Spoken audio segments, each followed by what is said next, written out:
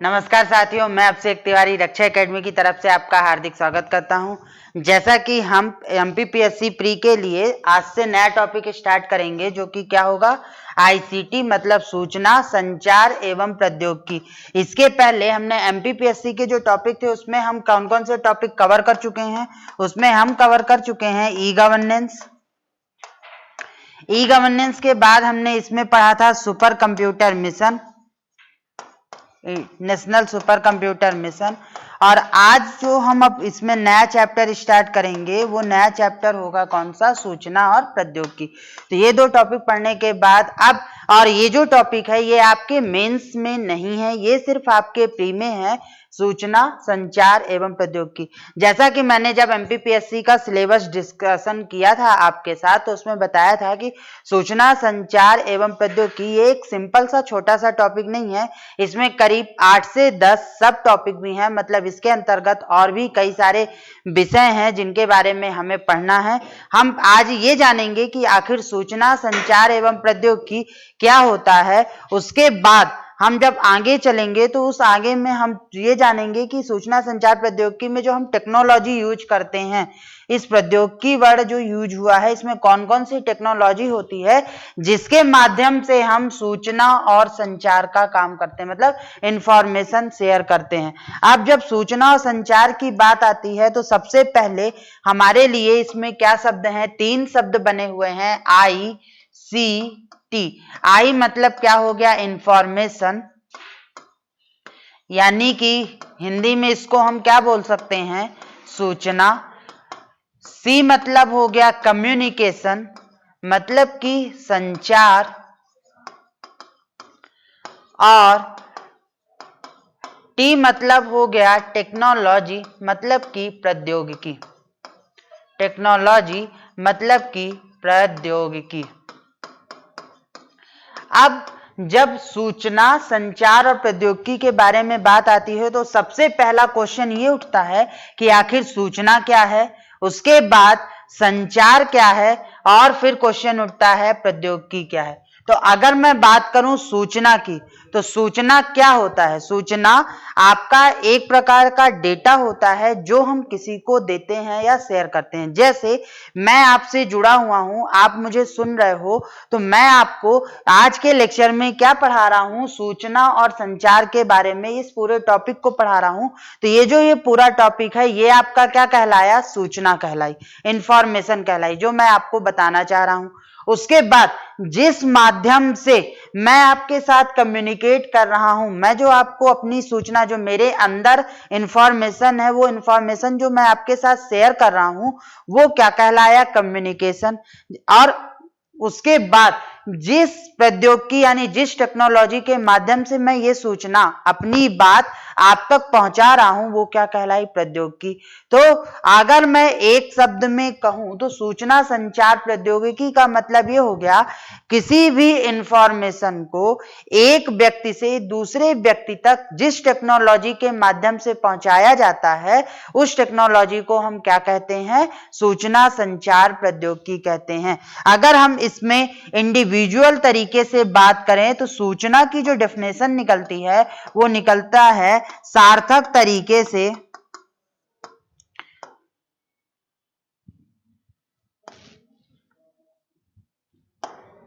सार्थक तरीके से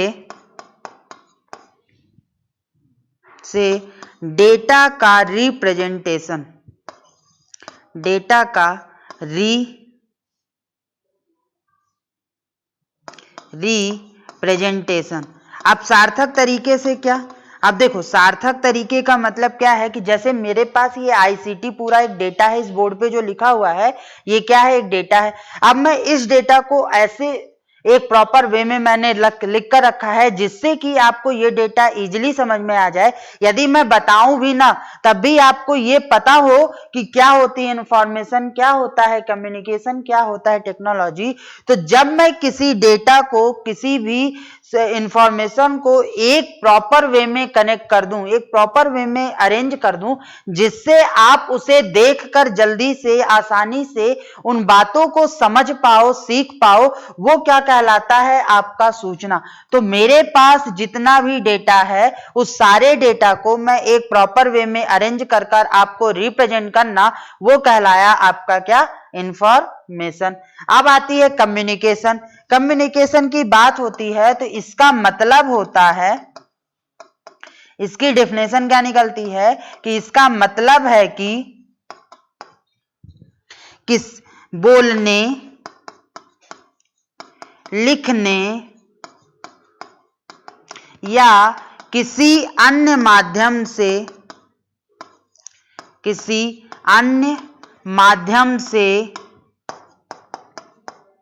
सूचना का आदान प्रदान।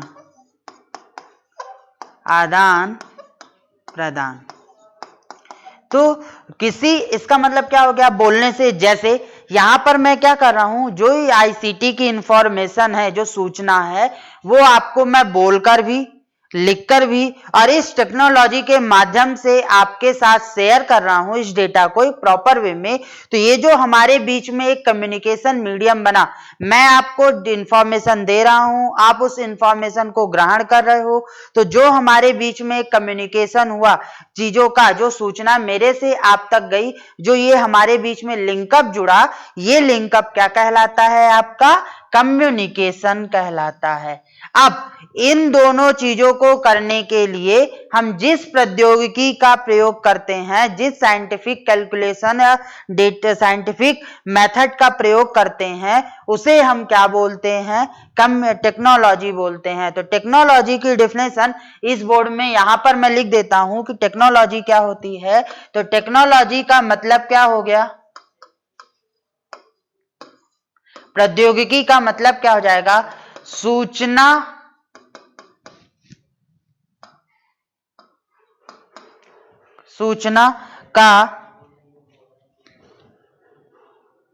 सूचना को किसी मेथड, डिवाइस या सिस्टम के माध्यम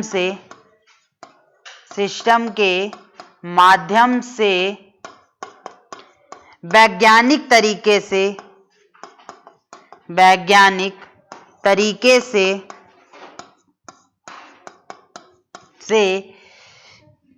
कम्युनिकेट करना, संचार करना, कम्युनिकेट करना, वो क्या कहलाता है? वो कहलाता है आपका टेक्नोलॉजी।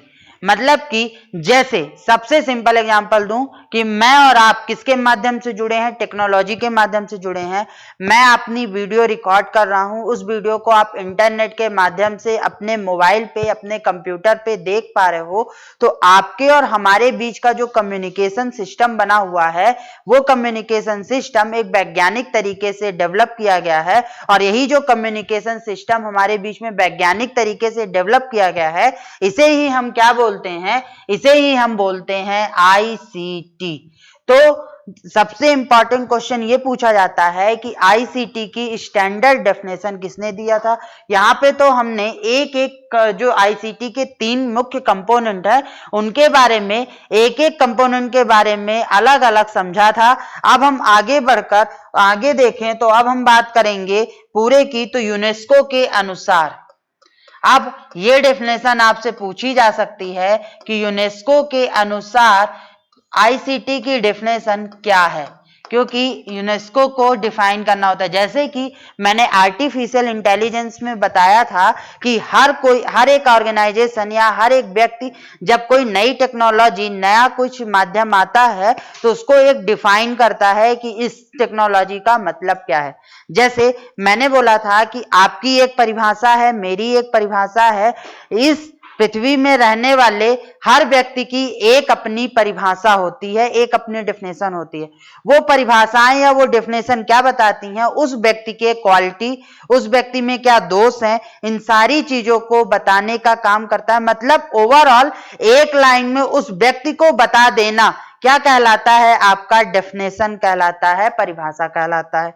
तो उसी तरीके से जब हम टेक्नोलॉजी की बात करते हैं तो टेक्नोलॉजी में हमने जो आईसीटी है, आईसीटी को डिफाइन किया अच्छी तरीके से कि आखिर आईसीटी क्या हो सकता है, किस प्रकार से हो सकता है और हमें क्या करना है। तो आईसीटी के डेफिनेशन में लिख रहा हूं, ध्यान से सुनना और समझना, क्योंकि मैंने जितनी चीजें बताई हैं उन्हीं को मैं मिलाकर लिख रहा हूं। तो क्या होगा? आईसीटी कई प्रकार की प्रौद्योगिकी का समूह है। पहली बात इसने क्या कही? इन्होंने कहा कि आईसीटी कई प्रकार की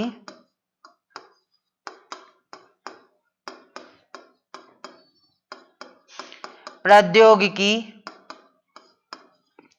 का समूह है। आईसीटी कई प्रकार की प्रौद्योगिकी का समूह है जो इलेक्ट्रॉनिक माध्यम से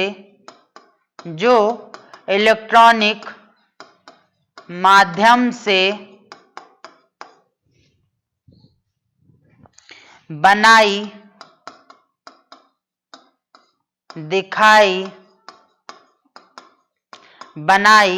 दिखाई सुरक्षित, प्रोसीड्स,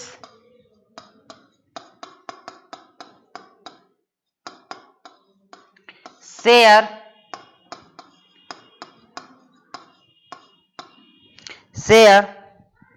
ट्रांसमिट,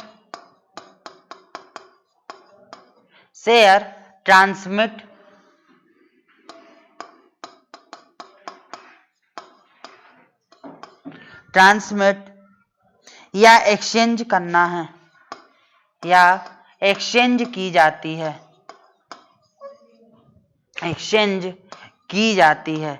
मतलब कि अगर मैं इस डेफिनेशन की बात करूं तो जो भी इंफॉर्मेशन है, जो भी आपकी सूचनाएं हैं, उनको या तो मैं बनाऊं, जैसे मैंने बोर्ड पर बनाया, मैं उसको दिखाऊं, आप इस बोर्ड पर मेरे द्वारा जो इंफॉर्मेशन आईसीटी की डेफिनेशन है वो देख रहे हो, उसके बाद मैं उसको सेव करूं, मतलब मैं इसका एक सेव करूं, फिर इसको प्रोसीड करूं, शेयर करूं, मैं आपको अपने नोट्स टेलीग्राम पे शेयर करूं, या फिर मैं आपको ट्रांसमिट करूं, या फिर आपकी बात और अपनी बात के बीच में आपकी इंफॉर्मेशन, इसके लिए जो आपकी इंफॉर्मेशन है वो और जो मेरी इंफॉर्मेशन है वो हम दोनों आपस में क्या करें? साझा करें। उसके लिए हम जिस इलेक्ट्रॉनिक मीडियम का प्रयोग करेंगे, जिस प्रौद्योगिकी का प्रयोग करेंगे, वो सारी प्रौद्योगिकी मिलकर क्या बनाएंगी? आईसीटी बनाएंगी। और इसके लिए हम ये सारे काम जो होते हैं, इन सारे कामों को करने के लिए किसका प्रयोग करते हैं? आपने देखा होगा रेडियो ट्रांसमिशन, सुना है नाम। टेलीविजन ट्रांसमिशन, टेलीविजन वाला भी आपने सुना होगा।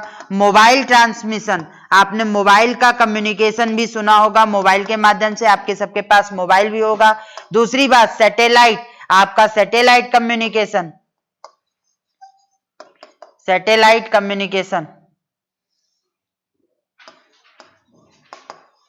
ये सारी जो प्रौद्योगिकी हैं, जितनी भी कम्युनिकेशन की प्रौद्योगिकी हैं, इन सभी प्रौद्योगिकी को मिलाकर जो एक समूह बनता है, वो समूह आपका क्या कहलाता है? वो समूह आपका आईसीटी कहलाता है।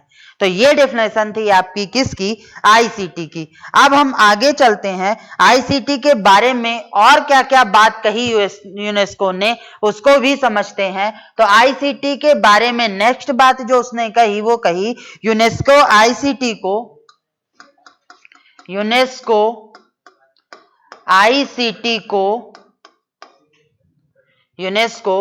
आईसीटी को मानव एवं मशीन के साथ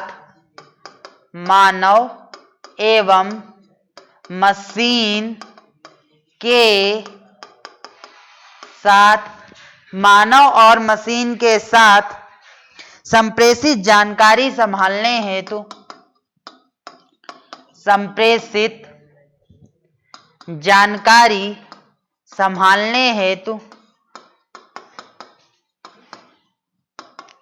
संभालने हेतु की जाने वाली वाली वैज्ञानिक की जाने वाली वैज्ञानिक तकनीकी तथा इंजीनियरिंग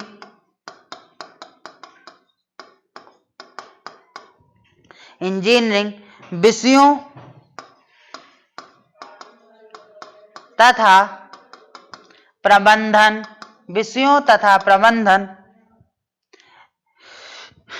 तकनीक के रूप में परिभाषित करता है।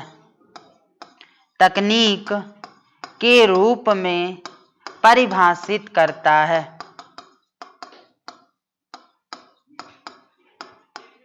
कहने का आशय ये है कि मानव और मशीन के साथ संप्रेषित मतलब आदान प्रदान होने वाली जो भाषाएं हैं, जो आपकी सूचनाएं हैं, उनको संभालना मतलब उनको सेव करके रखना, उनको एक से दूसरी जगह ट्रांसमिट करना, उनको आपका क्या करना, उनके लिए प्रबंधन करना कि डेटा कहाँ मैनेज होगा, किस प्रकार से मैनेज होगा।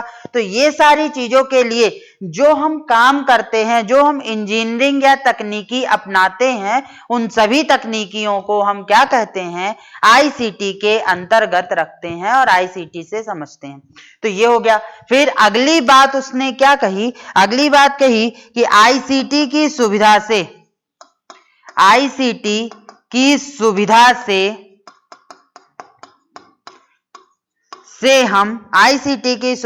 हम कहीं भी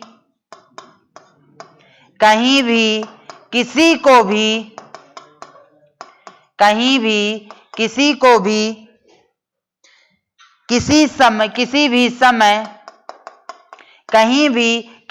भी किसी भी समय सूचना भेज सकते हैं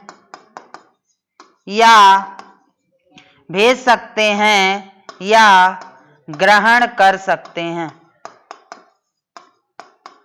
सूचना भेज सकते हैं या ग्रहण कर सकते हैं, और यही क्या कहलाता है, हमारा आईसीटी। मतलब मैं किसी को भी किसी भी जगह पर और किसी भी समय, any time, any place, anywhere, I have send any information is called क्या, आईसीटी। कि मैं कहीं पे भी किसी भी जगह किसी भी समय जो इंफॉर्मेशन आपके साथ शेयर कर लूं, और उस इंफॉर्मेशन को शेयर करने के लिए मैं जिस प्रकार की प्रौद्योगिकी का प्रयोग करूं, वो प्रौद्योगिकी आपकी क्या कहलाती है, वो प्रौद्योगिकी आपकी कहलाती है आईसीटी। अब आपको बहुत अच्छे से समझ में आ चुका होगा कि आईसीटी क्या होता है, और चीजों को मैं बहुत ही आराम से और बहुत ही एक एक आयामों के साथ समझा रहा हूं। तो आप समझने की कोशिश कीजिए और पढ़ने की कोशिश कीजिए।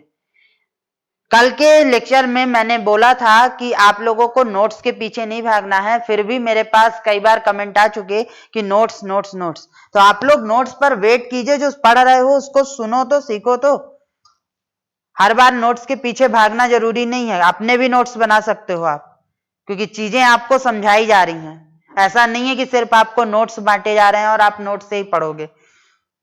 तो लाठी का सहारा मत लो, विकलांग नहीं हो। नोट्स सिर्फ लाठी का सहारा बनते हैं, आपका सहारा बनते हैं। तो लिखने की कोशिश करो, समझने की कोशिश करो।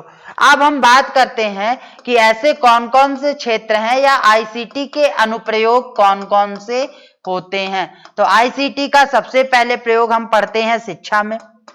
अब आईसीटी का शिक्षा में क्या क्या यूज होता है। सबसे पहले हो गया ई लर्निंग, जो आप लोग कर रहे हो। ई लर्निंग में क्या हो गया, ऑनलाइन क्लासेस, जो आप ऑनलाइन क्लासेस लेते हो, ऑनलाइन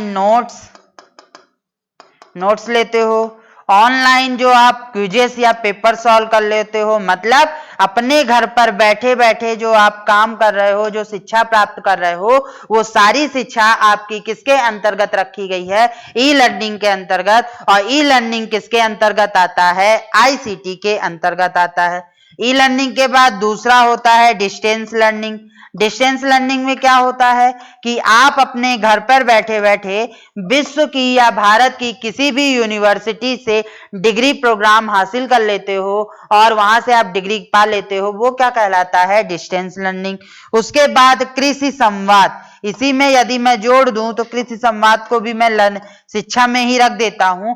क्यों? क्योंकि कृषि संवाद के जरिए किसानों को किस प्रकार का बीज लेना है, किस प्रकार की आपकी खेती करना है, फसल उगाना है, ये सारी चीजों का कॉन्सेप्चुअल होता है और ये सारी चीजें किसके अंतर्गत आती हैं, शिक्षा के अंतर्गत आती हैं। शिक्षा के बाद अगला जो महत्वपूर्ण क्षेत्र होता है वो महत्वपूर्ण क्षेत्र है मेडिसिन, दवाइयां। तो हमने आर्टिफिशियल इंटेलिजेंस में पढ़ा था कि हमने मेडिसिन हेल्थ केयर के केस में हमने कई सारे काम किए हैं। तो सबसे बड़ा काम क्या होता है, ई मेडिसिन। आज हमें हमारे घर पर ऑनलाइन दवाइयां डिलीवर्ड हो जाती हैं। हमें अपने मोबाइल पर ही किसी भी दवाई का नाम डालने पर उस दवाई का रिजल्ट मिल जाता है कि वो दवाई किसके लिए है, किस प्रकार से। दूसरा रोबोटिक सर्जरी।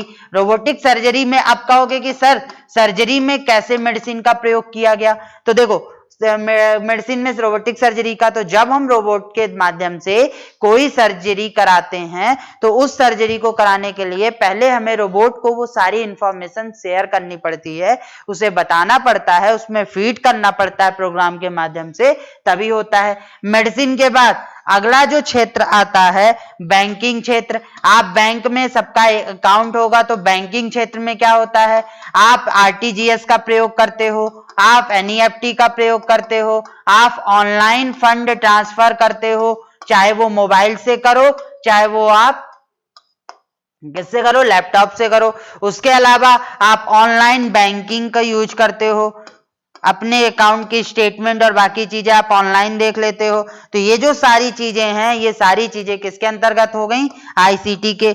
आप औद्योगिक क्षेत्र की बात करते हैं, फैक्ट्री में क्या काम होता है, तो देखो औद्योगिक क्षेत्र में क्या हो गया, औद्योगिक क्षेत्र में आज की डेट पे मैन पावर को कम कर हर काम ऑटोमेशन के माध्यम से होता है। हमारे यहाँ जब कंपनियों में औद्योगिक में होता है तो हर रोबोट को एक कम्युनिकेशन मीडियम के माध्यम से, मतलब ऑप्टिकल फाइबर के माध्यम से आपस में जोड़ दिया जाता है और जोड़ने के बाद वो ऑटोमेटिक पूरा काम करते हैं, उन्हें किसी काम के लिए मैन पावर की जरूरत नहीं पड़ती, और ये क्या कहलाता है, औद्योगिक क्षेत्र।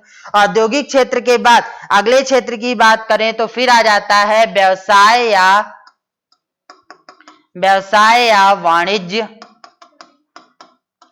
अब जब व्यवसाय और वाणिज्य की बात आती है तो आप किसका प्रयोग करते हो, ई कॉमर्स का। आप आज अपने घर पर बैठे बैठे ऑनलाइन पूरे भारत में से या पूरे विश्व में से जो सामान चाहते हो वो कुछ दिनों के अंदर आपके घर पर अवेलेबल होता है। तो जो ई कॉमर्स का एग्जाम्पल है वो किस में आ जाएगा, आईसीटी में आ जाएगा। उसके बाद अभिशासन, मतलब प्रशासन में आप किस किस चीजों का काम करते हो, तो आज प्रशासन में जैसे सरकार ने चालू कर रखा है सिक्योर क्या है इसके बारे में पढ़ लेना, क्योंकि ये पूछा जाएगा। ये मनरेगा का, Mahatma Gandhi national rural employment act, MNREGA का जो एस्टिमेट होता है, जो मनरेगा में काम होते हैं, उस टेक्निकल काम के लिए जो एस्टिमेट फॉर्मेशन बनता है वो सिक्योर में बनता है, और उस सिक्योर से आप कहीं पे भी उस एस्टिमेट की डिटेल ले सकते हो। उसके अलावा ई गवर्नेंस में जितने भी काम होते हैं वो सब किसके माध्यम से होते हैं, अभिशासन, आईसीटी। एनआईसी का जो काम हो गया वो भी आईसीटी। डिजिटल इंडिया मिशन जो आपने पढ़ा, वो डिजिटल इंडिया मिशन के अंतर्गत होने वाले सभी काम किसमें आ जाएंगे, प्रशासन में, एडमिनिस्ट्रेशन में। उसके बाद हम चले आते हैं आपका फेवरेट मनोरंजन। तो आज मनोरंजन के क्षेत्र में भी हम किसमें बहुत आगे बढ़ चुके हैं, आईसीटी में।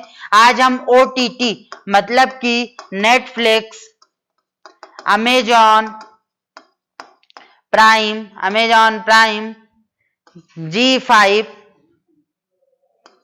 जी5, हॉटस्टार, इसके माध्यम से हम कोई भी सीरियल, कोई भी चीजें हम अपने मोबाइल पर देख लेते हैं।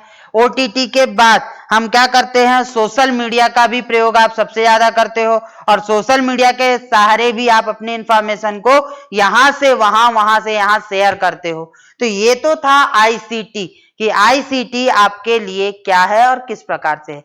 अब जब आईसीटी हो गया तो अब हमारे इसमें कौन कौन से ऐसे क्षेत्र हैं, कौन कौन सी ऐसी प्रौद्योगिकी हैं जिनके बारे में हमें आईसीटी में पढ़ना है और समझना है। तो अगर हम बात करें तो हम आईसीटी के अंतर्गत मतलब कि सूचना संचार प्रौद्योगिकी के अंतर्गत सबसे पहले पढ़ेंगे संचार व्यवस्था।